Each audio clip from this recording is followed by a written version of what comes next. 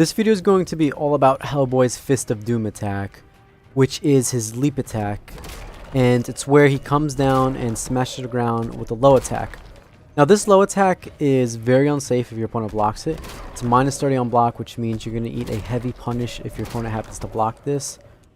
The cool thing is it's similar to Cheetah's and Grodd's leap, but Hellboy's has a lot more depth to it. For example, one of the things you're able to do is instead of coming down with the low smash attack is you can tap up and then cancel the leap.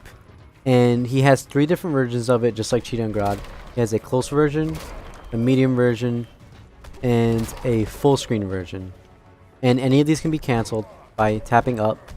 You can see by tapping up, Hellboy can cancel the version, and it's kind of like a feint or bait attack. You can also use it for mobility.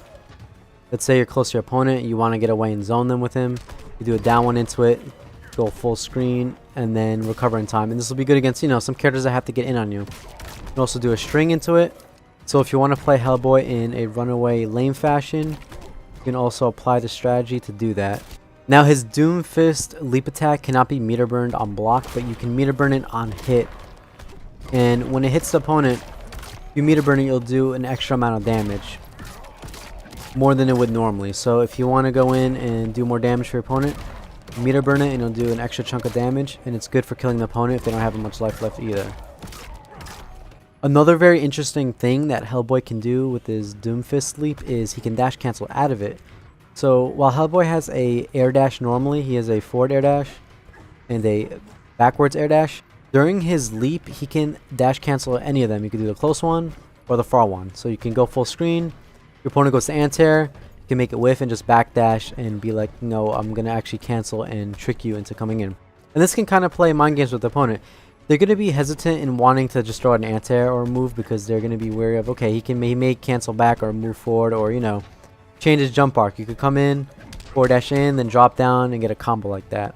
Another interesting way of applying this is you can use it in offense to create mix-up or non-cross-up situations. So if you want to cross up your opponent with a string, you can do something like this. You can go into a close leap and then an immediate forward dash, and that'll cause Hellboy to cross them up, and then your opponent's going to have to block that. And if they're not expecting that, they're most likely going to get hit by that. You can also do different versions of the leap to get something like a non-cross up. This would be that version of it. Or this one won't cross up, so that'll be a different version. It's essentially making it close to 50-50 if your opponent isn't paying too much attention. Now, these can be anti-aired. Your opponent, if they suspect you're going to do something like this, they can down tier anti-air. You're going to have to be careful not to use it too much, because if you're careless with it, your opponent can poke out or anti-air out of that. That's when you let this rip, and while it's risky, it'll keep some of them in check for trying to want to press buttons too early. Now, getting into combos and setup, you can also apply Hellboy's Leap at the end of a combo if you want to come in and go for an ambiguous cross-up mix-up on their knockdown. And one of the ways you can do that is, this is one combo setup. You start with 4-2-3, you go into shoulder and then air grab, back 3, and then 4-2-3, and then cancel to leap. And that'll be the non-cross-up one. That'll hit on the same side. So you can pretty much rinse repeat, keep doing stuff like this. And it's going to make your opponent want to either wake up with an attack or get up and immediately anti-air or something. And again, you can always change your jump arcs to fake out, to come in and delay your jump in a little bit to catch their anti-air missing. And for the non-cross-up one,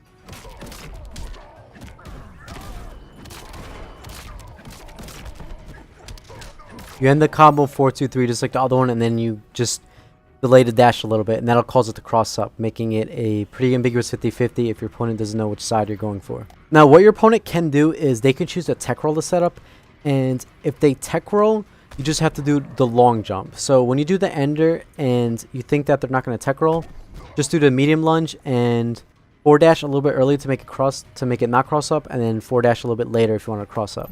So I'm going to do the same combo, but this time have them on Tec Roll to show you guys you can do the same exact situation, but instead of using the medium range lunge, you do the full screen lunge for the same setup. So same exact combo, but this time you do the far lunge. And you can see that you make it ambiguous by doing a dash mix up again. Hellboy's Doomfist Leap special attack is one of the most fun moves in the game, I feel. There's a lot of creativity with it and a ton of depth that you're able to do with it. You can do baits, fake outs, you can use it for mobility, you can use it to retreat, you can use it to counter zone. There's just so many layers of it, and it's a very fun move to use, and hopefully this video demonstrates for you guys that there's many ways to use it.